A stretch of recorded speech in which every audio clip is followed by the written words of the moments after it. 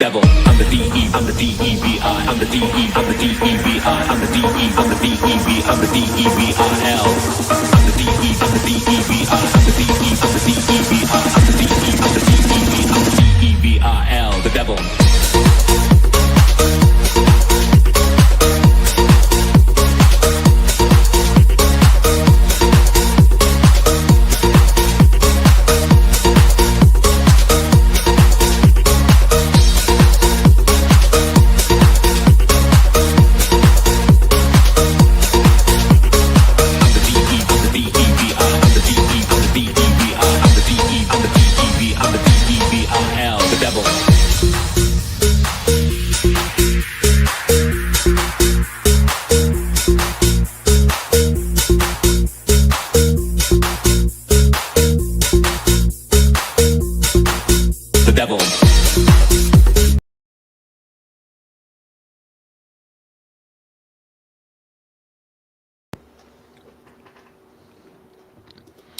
What is going on, everybody, and welcome back to the party. Yeah, what's up, man? It is the special 7 o'clock edition of the Final Word with your boy MattyB here on the It's a Wrap Sports Network. And you may be wondering yourself or thinking to yourself, what is this buffoon doing on this early in the day? Well, it's because I have another obligation at 8:30 that I have to attend. So I got to get this out of the way. And that 8:30 obligation, you might ask, well, it's right back here on the It's a Wrap Sports Network, as I will be part of the, well, of course, I am part of the Clear the Ice crew, and we will be assembled at 8:30 to provide you our mid-season check-in on everything that has gone wrong and has gone wrong with the Philadelphia Flyers. Nah, that's not all wrong, but we're going to check back on the first half of the 24-25 season of the Flyers, look ahead a little bit at the second half of the 24-25 season, and then maybe take a peek at the summer off season of the 24-25 Philadelphia Flyers. It's a mid-season check-in show here at 8:30. So make sure you're back at 8:30. That is why I am here at 7 o'clock. It is a little early. It's barely dark out. As you know, I don't operate well when the sun is up. Call me a vampire, if you will, or call me the devil. One or the other. That's fine. Just don't call me a hypocrite. That's all I ask. But it's great to be back. Our third episode of our broadcast week, as we are rolling through this week like a hot knife through butter. And a little bit more clarity on my announcement from last night. Of course, I will be moving this thing on the road, so to speak, starting on Thursday. Okay, there will be no show Thursday night. I will not be back Thursday night. So tomorrow night will be the final episode of our broadcast week. I am going to Alabama. And yes, with a banjo on my knee, of course, I will be transporting myself and kind of relocating to central Alabama for the next maybe 2 months, at least the next month for show. And then after that, we'll kind of play it by ear. But I have an opportunity to go down and work some high-level baseball starting this coming weekend for Perfect Game, and then some Division I stuff later on in the month and into February, March, and potentially into April. So I am heading to Alabama.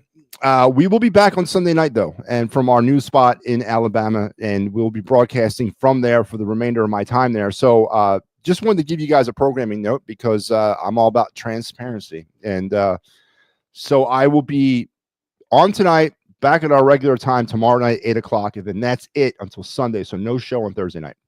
So we got to get some things out of the way tonight because, once again, there's a whole litany of things to talk about. The title of our show, the title of our show tonight is The Calm Before the Proverbial Storm. It's not proverbial storm. Don't have enough room to write the word proverbial, and I don't even know how you spell the word proverbial, but it's the calm before the storm, and I'll explain what that means momentarily. As well, we'll do our day in Philadelphia sports history. We will do our Of the Night segment. I will reveal my second line of my all-time Flyers roster. Last night, we took care of the first line. Tonight, it's the second line. Our card review segment, and we'll wrap things up and get right over to the Clear the Ice mid-season Flyers check-in show at 8:30. Me, Sal, and maybe Mike Lauro will be there. Here it is again. Let me show you the pretty little graphic. 8:30 tonight, we will be doing our mid-season check-in show. We will look back at the Flyers, look forward at the Flyers, and just look at the Flyers. So make sure you're coming back here at 8:30 tonight. So let's get things rolling tonight. Let's get strapped in, strapped on, put your hands and feet inside the car at all times, and let's roll this thing with your day in Philadelphia sports history, brought to you by the fine folks here at the It's a Wrap Sports Network. Back on this day in 1983, I was 9. The end of the NBA, there's a milestone in the NBA, and it occurred involving your Philadelphia 76ers against the Houston Rockets. Moses Malone, Sixers center, scored, I guess. I don't want to use the word tallied. Scored the 4 millionth point in the history of the National Basketball Association. Listen, man, I thought I was anal when it came to stats. Who in the hell was sitting down from day one and keeping track of the points on the NBA games throughout history? But on this night, the 4 millionth, back in 83, the 4 millionth point was scored in NBA history, and it was scored by Moses Malone against the Houston Rockets. The 9 millionth point was scored by Juan Dixon in December of 2005 against Philadelphia. Juan played for Portland then.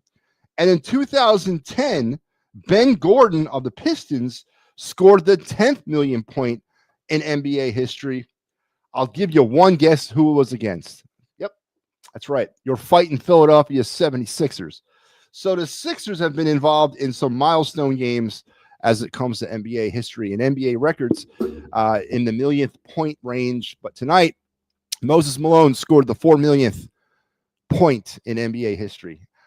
There is no nugget of information or knowledge that's too obscure for this program, folks. We will report it as it happens. We will not shy away from it. A couple of nights ago, actually it was probably like last week at this point, there was a crew-related Philadelphia sports history knowledge thing, rowing, that is, crew for those who participated in that in high school. We never got around to doing it because the show got kind of out of hand. It was, I think, right after the Super Bowl, maybe, and the show got kind of out of hand. So we never got around to doing the crew point, but I will not shy away from it. I was prepared to do it. That's all that matters. So I was prepared to give you this day in Philadelphia sports history rowing point, but I never got around to it. So there you have it. This day in Philadelphia sports history, Moses Malone scores the 4 millionth point in NBA history back in 1983, the championship year, by the way. For those of you keeping track at home, it was the 82-83 season. That was the year the Eagles, the Sixers won their last NBA championship. It definitely seems as long ago as it sounds. And obviously, what's the state of the Sixers today? I don't know when the hell the next I don't know if there ever will be one in my lifetime. And I don't even know if the NBA is going to be around much longer in the crap show that thing is. So there you go. And actually leads me into my first point, the main point of tonight's show, the calm before the storm. What do I mean by the calm before the storm? There are two periods, I like to believe, in sports, on the sports calendar, or on the calendar, that really kind of gets you excited if you're a Philadelphia sports fan. The Mount Rushmore time of the year is October, right? October is possibly the only time that all four major sports teams could be competing at the same time. And just the feeling of October, the start of the NBA, the start of the NHL, baseball playoffs, if that's the case, and of course the start of the NFL. And then of course autumn. There's nothing quite like October on the Philadelphia sports calendar. But there's another month that is the same, kind of the same, not quite the same, but kind of the same, and that's April. April is the start of baseball, right? It typically, or it should be, an NBA and an NHL playoff push type of month, and playoffs as well. So and then of course you got the draft, you got free agency in football. So not quite the pizzazz of October, but definitely up there. And here we are sitting in February, in that period between now and April, the calm, as I say, before the April storm. But unfortunately, tonight's show is more geared to about the potential of what April could be, and which I don't think it's going to be. And that's because of the poor performances of our winter sports teams. The Flyers are trending once again for the 6th straight year of not making the playoffs, and the Sixers are trending towards their first year of not making the playoffs in the last 6-7 years. So it's a potential of a one-horse show come April. Now, yes, we will have the free agency and we will have the draft in April, and that dominates a lot of time. And of course, football is king no matter what time of the year it is. But this shows more about what could be, the potential of what April could mean and what it should mean, and the unfortunate part of the reality of April in Philadelphia sports these days. And that's kind of what this show is about. And this is kind of what I want to talk about tonight, and actually say that how disappointed I am in the state of our Philadelphia sports teams, our two major winter teams, as it pertains to that. Because as we sit here and we look upon April, we got a baseball team that's currently in the second day of their full spring workouts. Their spring training schedule is supposed to start here at the end of the week. But then we got a team in that baseball team that had World Series aspirations not more than 1 year ago. One season ago, we were looking at the Phillies with World Series aspirations. Are we still looking at the Phillies with World Series aspirations in 2025? After all that has happened, or more importantly, after all that has not happened for this Philadelphia Philly organization in the offseason. Last night's show, we talked briefly, we kicked the tires, as I like to say, on the Phillies.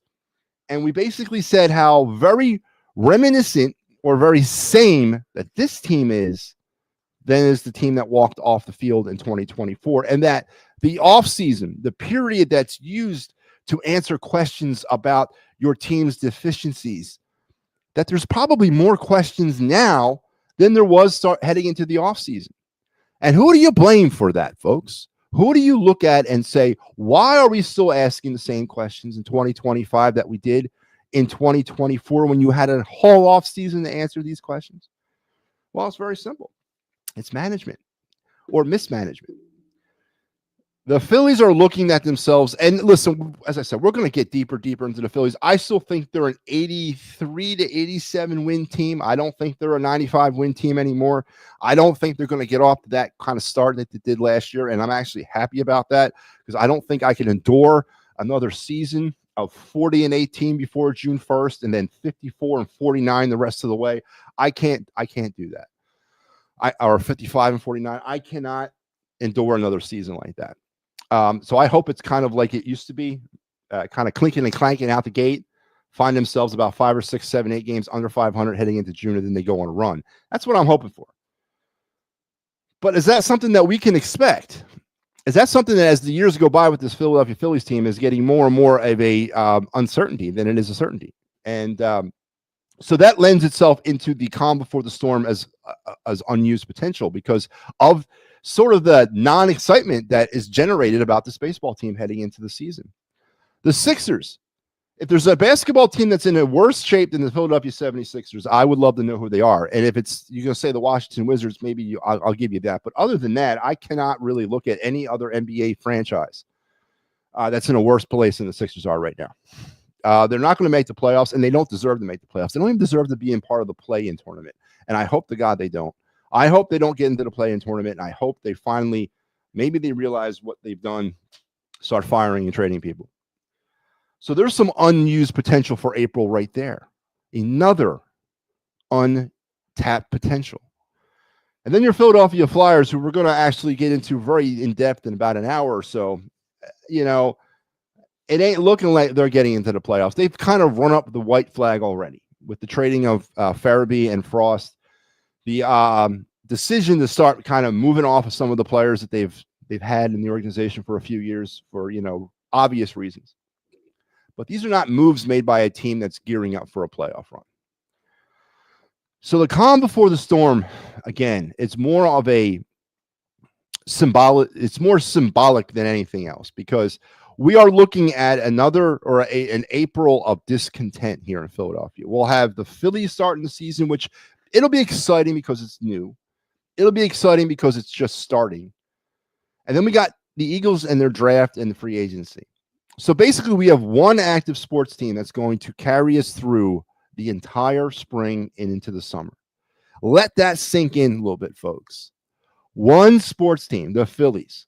And for those of you that grew up Phillies fans and have a little bit of mileage on your tires, you know how bad it can be and how early it can end. I remember seasons growing up.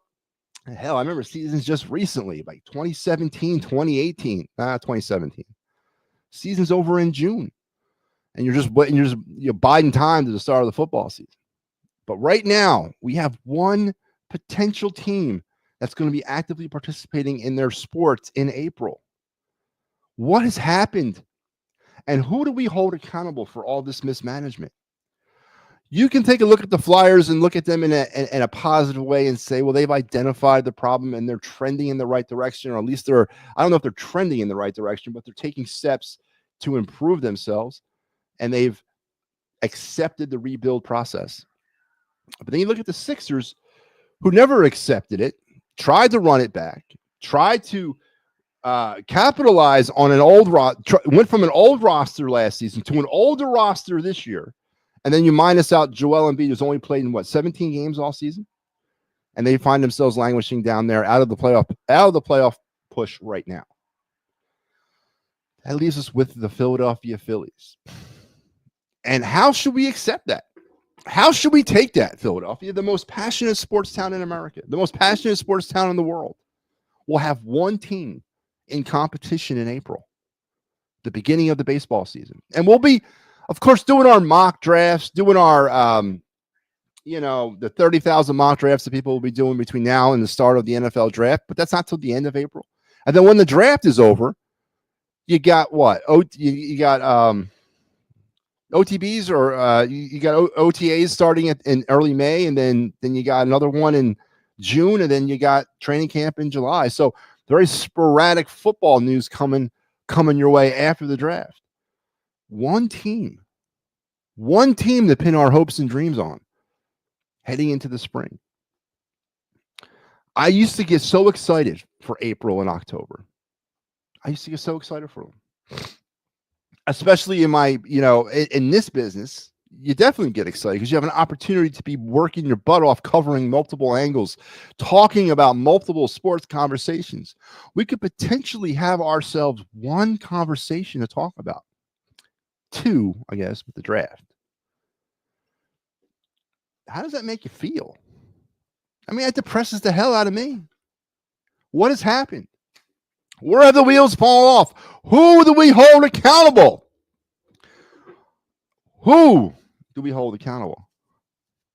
Do we hold the homers accountable? Do we hold the homers accountable? I think we might have a case to hold the homers accountable. Why are the Sixers in the peril they're in right now? Why?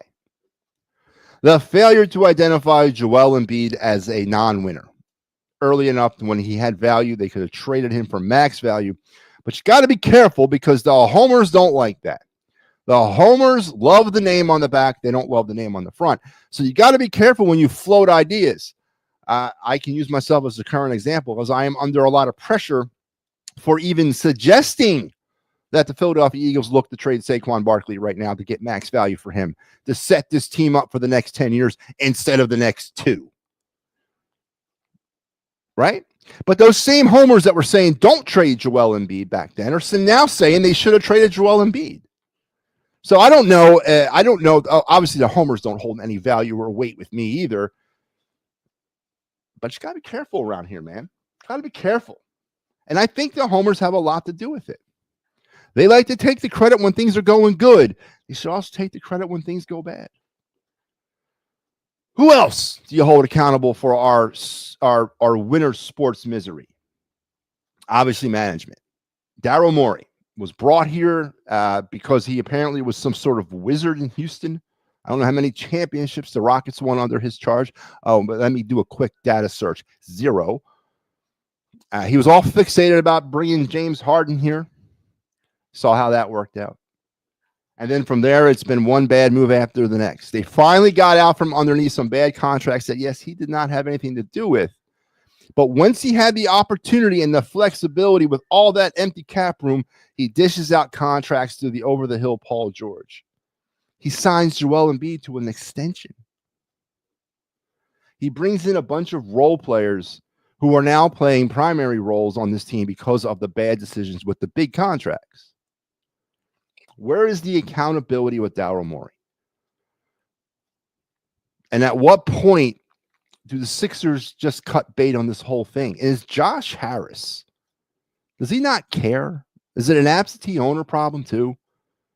I mean, would Pat Croce care? Would Pat Croce allow this to happen to his Sixers? Would Ed Schneider, if he owned the Sixers, allow this to happen to them? I don't know. Should out-of-town people not be allowed to buy sports teams from? You have to be a Philadelphia sports fan and reside somewhere in the Delaware Valley in order to purchase a Philadelphia sports team? Of course not. And now let's go for the Flyers. Yes, there is a lot to be said about the Flyers identifying that they've made some bad decisions with contracts over the past 5 or 7 years. Yes, there's a lot for the Flyers to cut bait on Chuck Fletcher and Dan Hilferty to retire, and then bring in a whole new set of eyes. Clean house. Go back to the old Flyer ways and begin to repair this thing. But as we've kind of limped through 3 years of this process now, and I don't want to use the P word, and I apologize, and I want to save some of this for the show that's going to come up here in about an hour. But as we get to year 3 of the rebuild, where exactly are the Flyers at right now? Where exactly are they in the rebuild process? The contract situation, and I was one person who thought I had my finger on the pulse of the Flyers. I thought I did. But it's not been until recently have I realized the problems they've had with those contracts that Chuck Fletcher gave out. And again, I don't blame Danny B for the contracts. I do blame him for the Travis Konechny contract. I do, but that's 1 in a million. Thankfully, they were able to move off of Joel Farabee's $5 million AAV. Thank God they found the team in the Calgary Flames. For some reason, were willing to take on that deal. Don't know why or how, but you know what? Thank you. But there's other bad contracts that are on this team right now. Scott Lawton, Ristolainen's, Brian Ellis's, of course. You know, there are so many other bad contracts that this team has to try to work itself off of. And it's not easy. Danny B's done a pretty admirable job. He's had people take portion of Kevin Hayes' contract. He's had people taking portions of Provorov's deal. Had somebody take all of Farabee's. Now the rumors out there that they're trying to move along Scott Lawton and Ristolainen. If they can find a way by the end of this season to move off of both those players, and more importantly, move off of both those contracts, I will be pretty happy. Yes, I will be. Right. And I don't even care about the return value, because taking all of that money, assuming all responsibility for the remaining years of that contract and all the money that comes with it, is definitely a piece of the trade that I'm willing to suck up in lieu of a player, because it gives me more wiggle room come free agent time this summer. But where are the Flyers at developmentally inside their own system? The drafting of this team has not been good since, let's call it the Hextall years. They have not hit many home runs with their draft.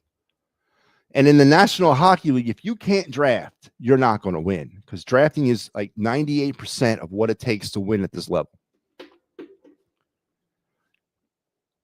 Where are the Flyers in their development process? The team looks still pretty underdeveloped.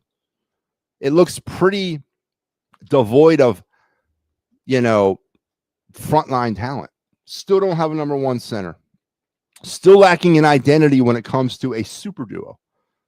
Michkov, could he be that part? I don't know, man. 16 goals. Was it 18 goals? Whatever. He's got 17 goals.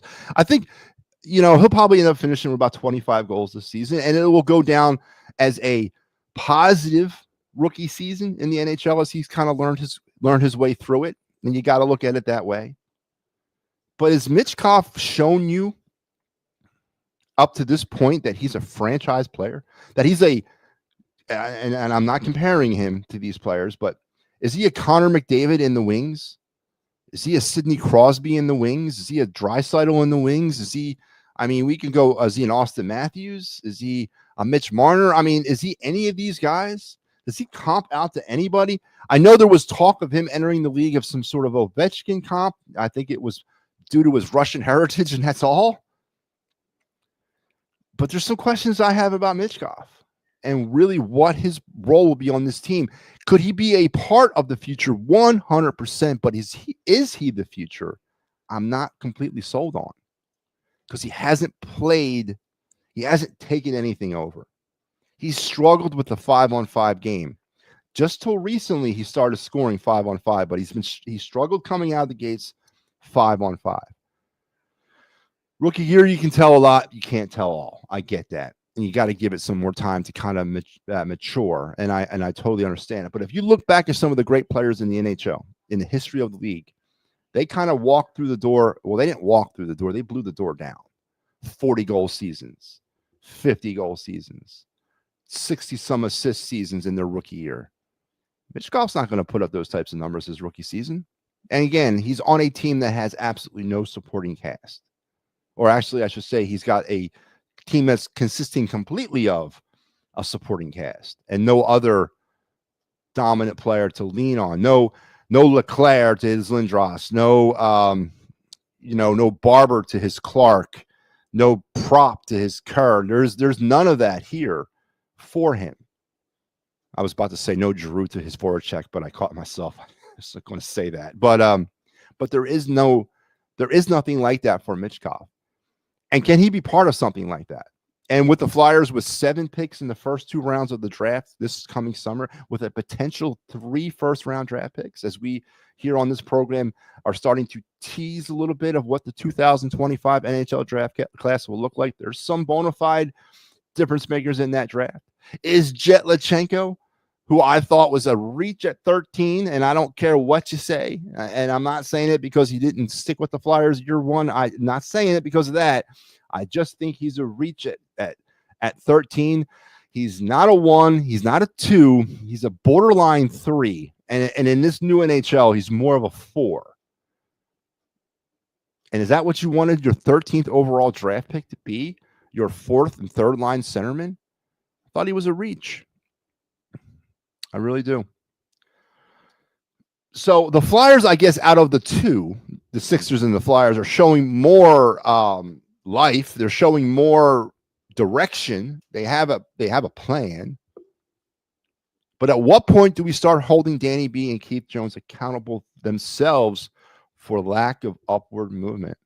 I'm not saying it personally for this season. I get it. And if you tune in about an hour from now, we'll go into depth and detail why I don't feel that you really you can hold them accountable, but you can also take a look at some things that have definitely changed with this team. And it's more philosophical of why they're struggling, I think.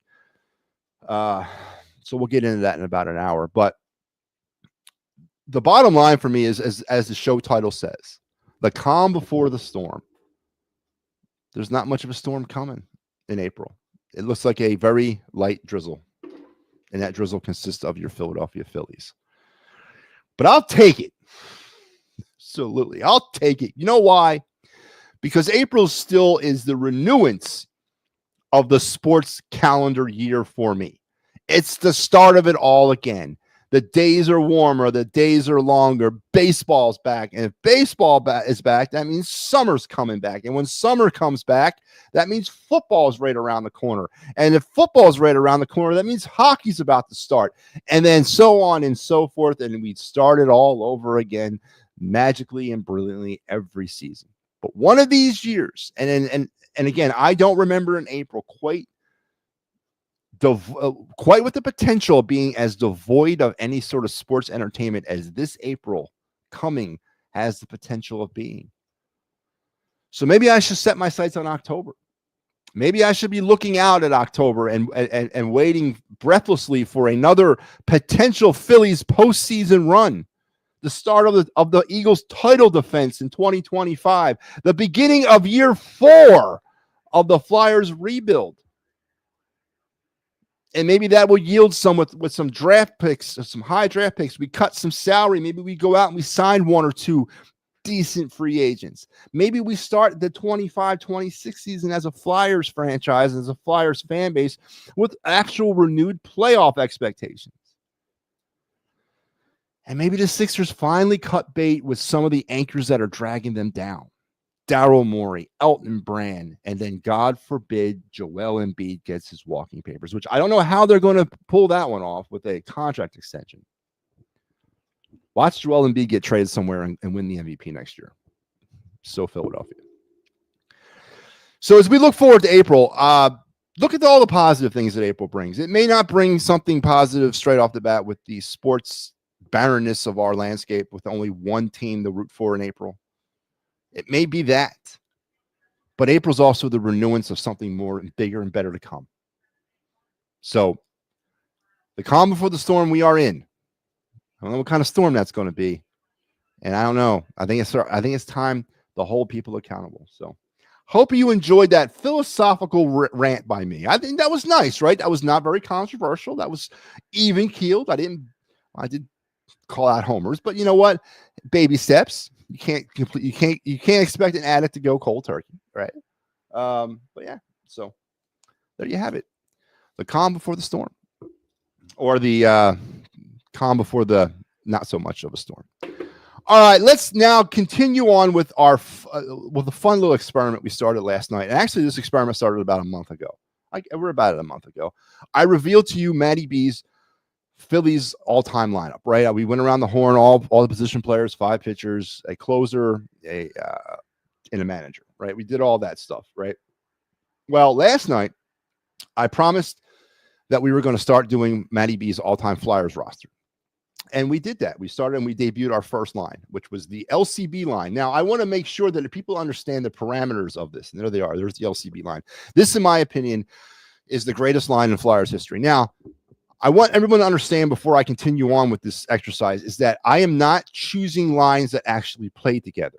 It just happened to work out with these guys, right? These guys actually played with each other, and they actually, if you look at the history of this organization, I don't think that if you took these 3 players worked the best they could work together, then they could be spread out around Flyers history. I don't think there's other lines that I would put Bobby Clark as the center. And, you know, I just don't think that his max potential would come out as much as it actually came out on this real life line of the LCB line. Same thing with Bill Barber and with Leach. I just don't think those guys would have worked on other lines. So it just happened to work out that way, that my all-time favorite line or my all-time number 1 line was an actual line, the LCB line. But that's the last time that's going to happen, because now we're lines 2, 3, and 4. There are going to be players from different eras put on different lines based on how I think they would be and how I would rate them and rank them in all-time Flyers history. So with that being said, let's go in with our number 2 line. And here it is. Here is MattyB's line 2 of my all-time Flyers roster. And it is a line that consists of John LeClair on the left, Eric Lindros in the middle, and Claude Giroux as the right wing. Now, yes, I got it. Lindros and LeClair actually played together, but this wasn't a real line. I mean, Giroux wasn't on this line. But this, I think, would be the second best line. This would be my second all-time line. If these 3 players could play together on my all-time roster to go along with the LCB line, and then to go along with my line 3, 4, and my defensive pairings and my goalies would actually be the bridge to many, many Stanley Cup championships. What do I got to say? Now, think about what the LCB line would be as to start the game with the speed and the finesse of Clark, Leach, and Barber. And then you go and you turn over and you bring this line out and you look at what Lindros and LeClair could do in front of the net and what Claude Giroux could do with those fast hands of his. How many goals would they be scoring off of rebounds or off backdoor passes? Claude Giroux would probably finish the season with about 200 assists on this line. I mean, this line would be a scoring machine if it actually happened in reality. And you know, there was not a better net player, or there wasn't anybody better in front of the net in Flyers history than Eric Lindros was. And the close second player that was great in front of the net was John LeClair. I mean, those two caused havoc in front of opponents' nets throughout their time together. Let's go over some numbers. Claude Giroux, in his Flyers career, 902 games played, 291 goals, 609 assists for 900 points. And he played 15 years with the Flyers before they moved him along to the Florida Panthers, and now he's with Ottawa. Eric Lindros, 8 years with the team, 486 games, 290 goals, 369 assists for 659 points. Of course, 8 years doesn't seem quite as long as it should have been. We already know the story there, the concussions, the issues that Lindros and his father, who represented him, had with Bobby Clark, yada, yada, yada. And then I think one of the most underappreciated players, and why this man's number is not retired, I don't know. And I honestly would love to ask Keith Jones that question, why John LeClair's number 10 is not hanging in the rafters. Are they waiting for him to get in the Hall of Fame? Is that what's holding this up? 649 games played, 282 goals, 310 assists, 592 points, 3 times in his career, in his 10 years, 3 seasons in his 10 with the Flyers, he scored 50 or more goals a season. And actually, he's the only member of this line that scored 50. Lindros never had a 50 goal season. Giroux never had a 50 goal season. And LeClair had 3 of them.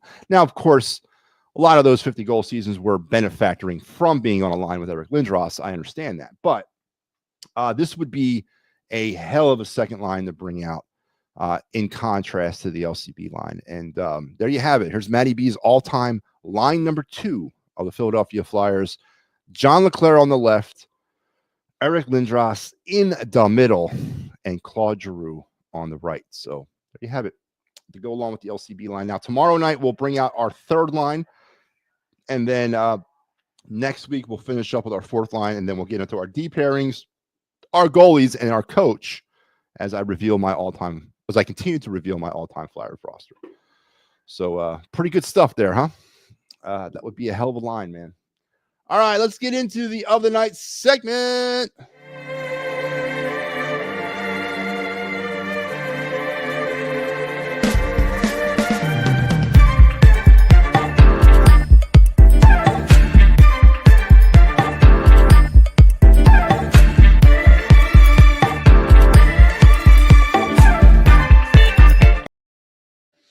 All right, just as the of the night segment says, this is part of the show where we kind of take a break and we look at a NHL draft target, MLB draft target, maybe focus on a Flyers prospect, Phillies prospect, or we spotlight a player from the Flyers or spotlight a player from the Phillies. Tonight, we're going to continue with our doubling things up because we're falling behind. We got a lot of players to go through and we're running out of time because seasons are starting and I got to get through these. So we're going to continue with our doubling up. We're going to first start with a Philly spotlight player.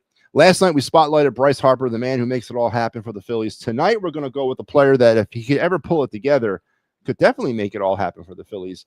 Our Philly spotlight player of the night, Jose Alvarado, who has at times befuddled people, has at times excited people, at times has made people extremely happy, and at times made people extremely mad because he is so friggin' inconsistent. 66 games for Alvarado last year, a 4.09 ERA, or 4.09. Sorry about that. It's a 4.09 ERA, 63 strikeouts, 28 walks, and 13 saves as he served primarily in the back end of the bullpen. He was part of that closer by committee that Rob Thompson employs so very well. And he was part of that. And I don't doubt that he's going to be part of that this year as the Phillies continue to run out that bullpen by committee nonsense. But Alvarado picked up from the Tampa Bay Rays a few years back, throws over 100 miles an hour, throws close to 100 miles an hour, has wicked stuff that moves, but he also has stuff that wickedly stays up in the zone at times that causes that 4.09 ERA. If he could figure it out, and we talked about maybe when we kicked the tires on the Phillies last night, I was very keen on Kerkering as well. Obviously, with Thompson coming back for one more year, God help me, All the talk around the spring so far has been the changes in the lineup and whether or not Schwarber's going to get moved down to the cleanup spot and Turner's going to lead off and Bohm's going to bat second or third or wherever the hell they got to bat him. I want to know about the bullpen situation. Can somebody listen? Continue to bat Schwarber in the leadoff if you want, as long as you make a traditional bullpen. Because as long as we don't have a traditional bullpen, we're never going to win a World Series, folks. That's just the way it is, man. And I'm sorry. We have potential closers in our bullpen that can never get comfortable within that role because they never know what they're going to be night after night after night. Is that part of Jose Alvarado's problem? I know he got here when it was Kapler. I get that. But is that maybe part of the problem that someone needs to tap him on the shoulder and say, Jose, for good or for bad, for up and for down or for sideways, God damn it, you're the closer. Go out there and prepare every day to be the closer. Go out there and pitch because I'm going to go to you in every ninth inning situation. Be that closer. Could that potentially unlock something in Jose Alvarado? Could it potentially unlock something in Orion Kerkering? Could it potentially unlock something in Jordan Romano? It could, if you chose one of them. Don't you think it would be better than going bouncing around by three of them? It doesn't work, man. Pitchers are creatures of habit. They need to know what they're going to be doing night after night. And maybe Jose Alvarado is suffering from that, from the fact that he doesn't know his role. Back end of the bullpen is too vague for a pitcher. And he's got closer stuff. We've seen it. He's actually closed somewhat consistently at a few points in history, and he's done quite well at it. So are the Phillies hurting Jose Alvarado? Are they hurting Orion Kerkering? Are they hurting? Did they hurt Sir Anthony? Did they hurt Estevez? Did they hurt Hoffman? But Hoffman got paid, so maybe they didn't hurt him. But are they hurting these back end guys by not having roles in the bullpen, traditional roles, closer, setup, long reliefs, bridge to the setup guy, the bridge guy, short relief? Are we hurting our pitchers? Not we, but is Rob Thompson in his employment of bullpen by committee, is he hurting our pitching? Is he decreasing our chances night after night of winning games because pitchers don't know their role? And is Jose Alvarado one of those pitchers? If Jose were to leave here, or God forbid we had a manager that actually ran a traditional bullpen and he was given the closing position, would that unlock something within him? I don't know. I think it might. So we'll see. We'll see. That's all we can do is Jose Alvarado will start another year in the back end of the bullpen. Again, I always say back end because we don't have a traditional bullpen. And there you have it. Tonight's Philly Spotlight player is Mr. Jose Alvarado. And let's get on to our second part of the night segment. We're going back to hockey, and we're going to go back to the NHL draft for our 2025 NHL draft prospect. And here he is, Mr. Anton Frandell from Sweden. He plays over there in the SHL, the Swedish Hockey League, which is probably the fourth best league in the world, depending on who you talk to. He's a 6-foot center, weighs 196 pounds. I'm digging the 6 feet. I think that could work. I'm not digging the 196. He needs to bulk up a little bit. He's strong. He plays with pace and power, and he's got high-end skill on the puck. As a handler and play creator, he engages himself on and off the puck offensively and defensively. He plays on European ice, which is a problem.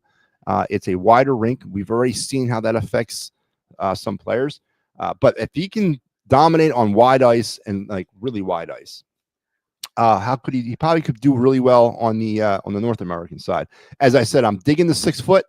I want him to be heavier. I know they said he's strong, but I would take him. He projects to be about a mid-first round type player pick. That's probably one of the picks where the Flyers will be at. I would definitely be looking to maybe select him. Is he NHL ready in 25, 26? Probably not. Probably will stay in Sweden one more year before coming over. But I look at him as that third line centerman. Again, he's not necessarily going to be, he's not the other side of the super duo. He's not one part of the super duo. He's none of that. But he's going to be something that you need, a player that's strong up front, a player that actually has a nose for the puck, and is pretty good off the puck for offensively and defensively. So I'm liking his type of game. I've watched some tape on him. I suggest you go out and watch some tape on him too. His name is Anton Frundell, and projects out to be about the 15th, 16th, 17th overall pick. That should be right in the range of one of the Flyers' first round picks. So I don't know.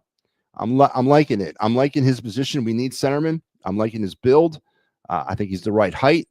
I get about 10 more pounds on you, man. 206, 210. Yeah, I can live with that. But there you have it. Anton Frundell is the other half of our Other Night segment as we are doubling up until we get caught up. So bear with me on that, folks.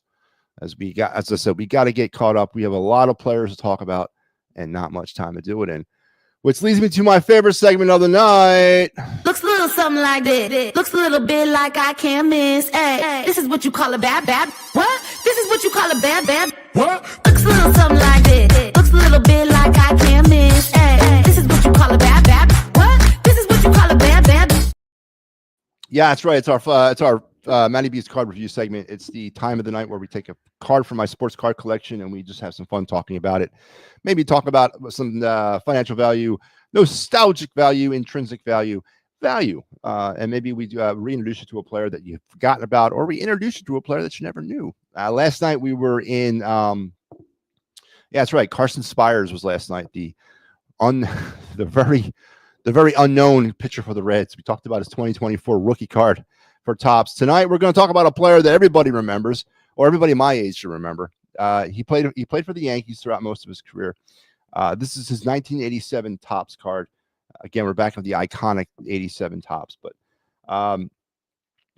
he pitched for the Yankees, and he pitched very well for the Yankees during a time in their history where they weren't a very good baseball team. And he was part of that. He was part of the good news story in New York. And again, I know people weren't shedding tears for the Yankees when they were struggling in the 80s, and I was one of those, but he was a very good pitcher, and it is Dave Righetti.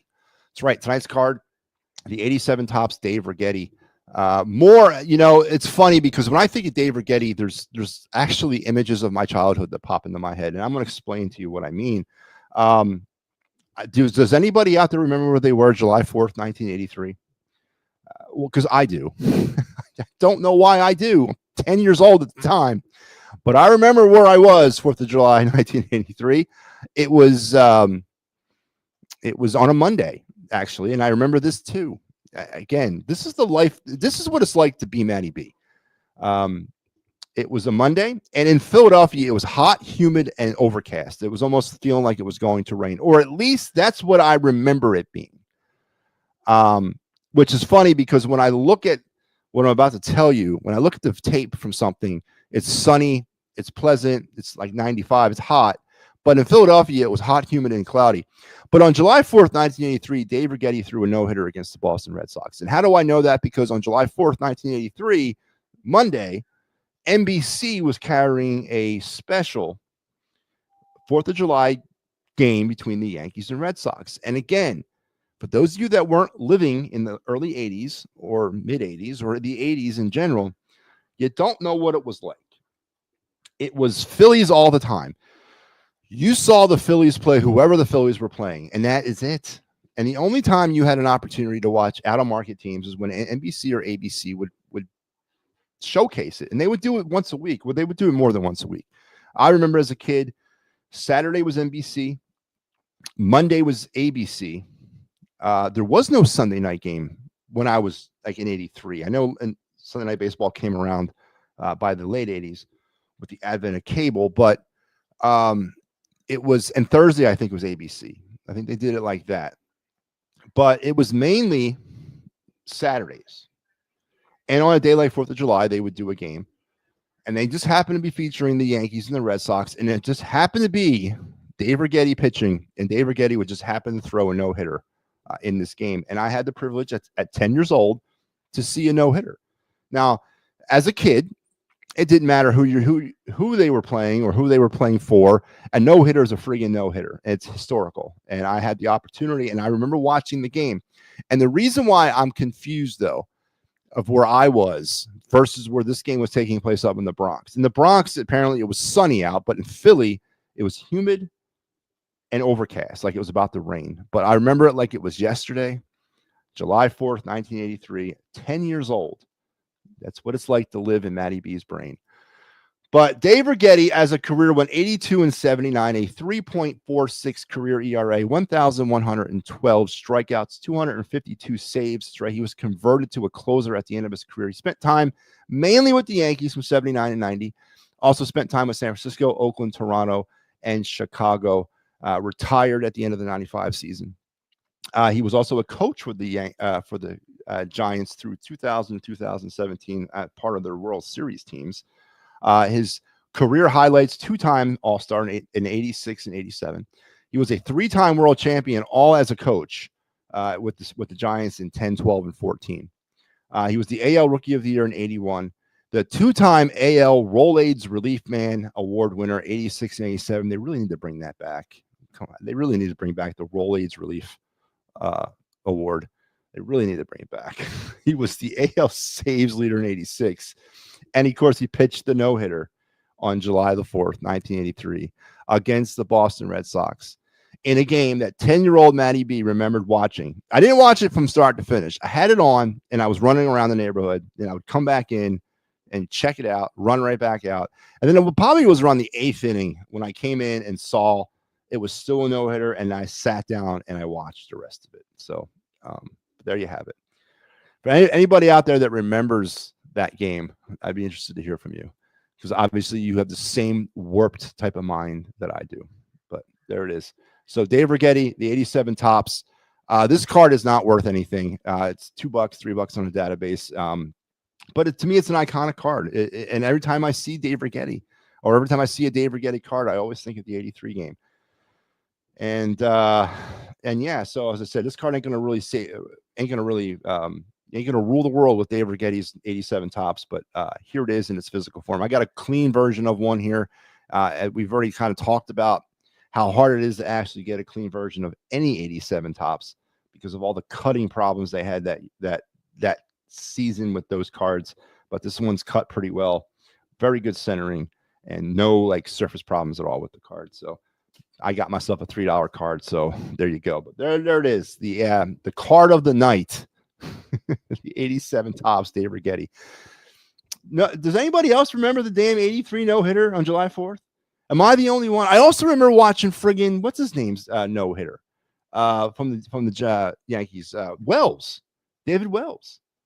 And I remember watching the guy Abbott, the one-handed pitcher. What the hell am I doing remembering all these Yankee no-hitters? What am I doing, man?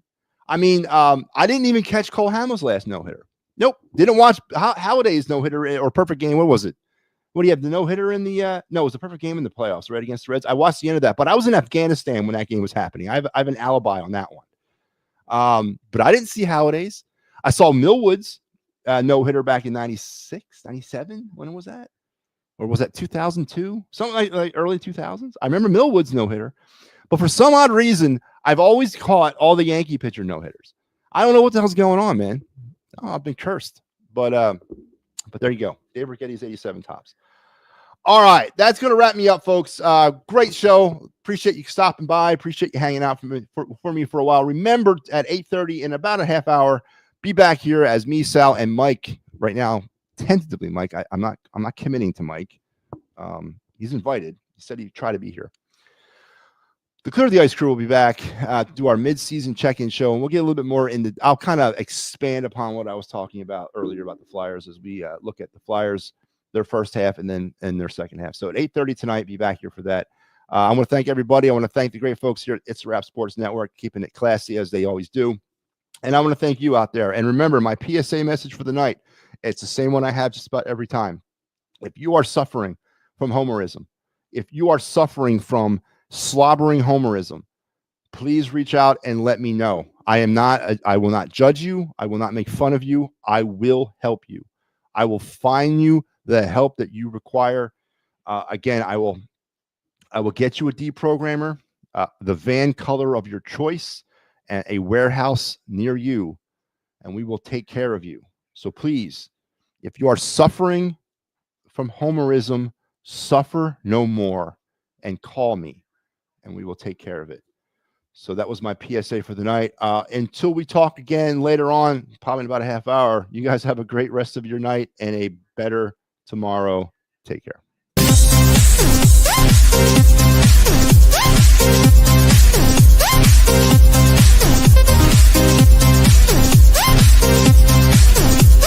be right back.